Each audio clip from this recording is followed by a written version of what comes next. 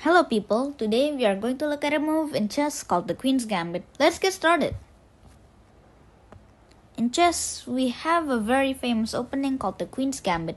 It's been done by moving the queen forward in the beginning, causing the opponent to be confused. The queen must be supported by the bishop. Once the opponent took the bait, the queen and bishop will combine for a quick checkmate. Now here is an example of what it could be or what it could look like. Fun fact, this opening is used to confuse players caused by the queen being a valuable piece but is going out and attacking other pieces including the queen. And I mean the king, not the queen, sorry.